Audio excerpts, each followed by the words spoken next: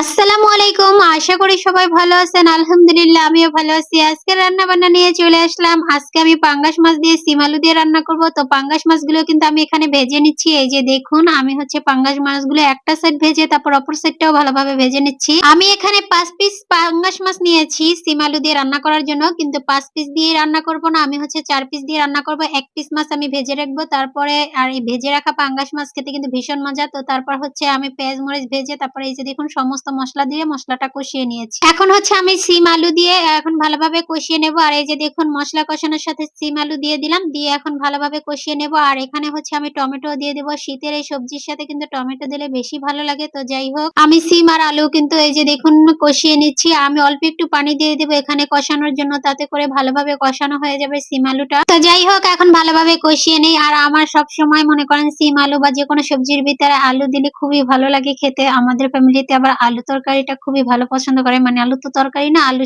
এটা দিতে খুব পছন্দ করে। আর এই যে দেখুন আমি হচ্ছে একটু এখানে পানি অ্যাড করে ভালোভাবে কষিয়ে নিচ্ছি। আর পাঙ্গাস মাছ খেতেও আমার খুবই ভালো লাগে। তো যাই হোক এখানে যে কষানো হয়ে গেলে তারপর হচ্ছে আমি ঝোল দিব, ঝোল দিয়ে রান্না করে নেব। এই যে দেখুন সিমের কালারটা কত সুন্দর আছে। এখনো সিমের কালারটা সবুজ সবুজ থাকলে কিন্তু আর তরকারিটা খেতে আরো বেশি ভালো লাগে। তো যাই হোক কথা বলতে বলতে কিন্তু আমার তরকারিটা অনেকটাই কষানো হয়ে গেছে।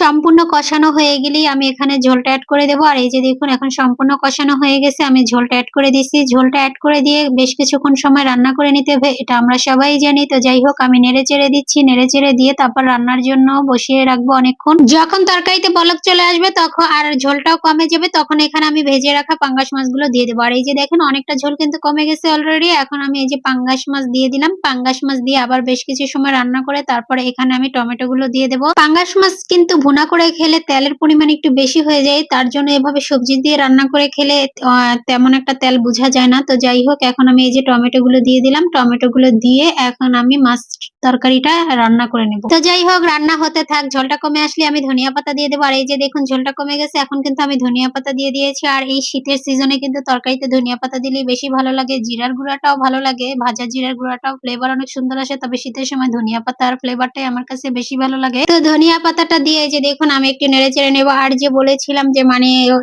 পাঙাশ মাছ ভুনা করলে অনেকটা তেল বের হয়ে যায়। আর এই যে দেখুন সবজি দিয়ে রান্না করেছি, অত কিন্তু তৈলাক্ত লাগতেছে না তরকারিটা। আর এই তরকারিটা খেতে কিন্তু এভাবে ভীষণ ভালো লাগে। তো যাই হোক আমার তরকারিটা কিন্তু হয়ে গেছে, এখন দেখেন সম্পূর্ণ কালারটা চলে আসছে। তো আমি এই তরকারিটা একটু ঝোল ঝোল করেই রান্না করব, একদম শুকিয়ে নেব না, কারণ শীতের সময় একটু ঝোল তরকারি মানে নতুন সবজির ঝোল তরকারি খেতে খুব ভালো লাগে। তো আমি একটু ঝোল করে রান্না করলাম। তো দেখেন কালারটা কত লোভনীয় হয়েছে। তো আজকে রান্না এগুলোই করেছিলাম আপনাদের সাথে, এগুলোই শেয়ার করলাম। সবাই অনেক অনেক বেশি ভালো থাকবেন। আল্লাহ হাফেজ।